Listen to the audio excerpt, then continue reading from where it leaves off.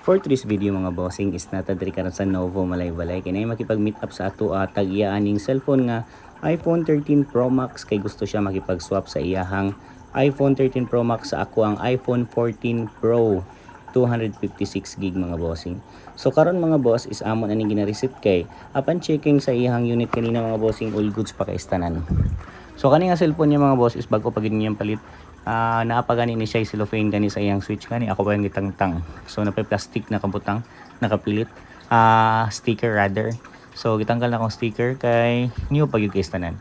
So ang reason ni sir nga nung gusto siya makipag-swapping sa iyang unit mga bossing kay di siya ganahan og dako nga cellphone, gusto siya gamay kay dako na kay siya sa iyang iPhone 13 Pro Max. So iswap niya sa atong iPhone 14 Pro nga 256 gig mga bossing.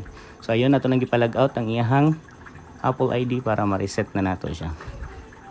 So i-reset na nato siya mga boss kay para mahuman na kay gabi na mga boss kay mobalik pa siya og Valencia City. Kay dito man siya nag-work, so dito siya nagpuyo mga bossing. So mora niyang gianhidrig malay-balay para matransact na mo ning amo ang gisabutan nga mag-swapping me dayon mag-add siya sa ato ag cash. So siya may nag-add ni cash mga boss kay iPhone 14 Pro man ito ang unit. So swap siyang iPhone 13 Pro Max nga 128 gig. So done deal namin ni sir mga boss, muna to reset. So pauli namin mga bossing kay gabi na. Sheesh.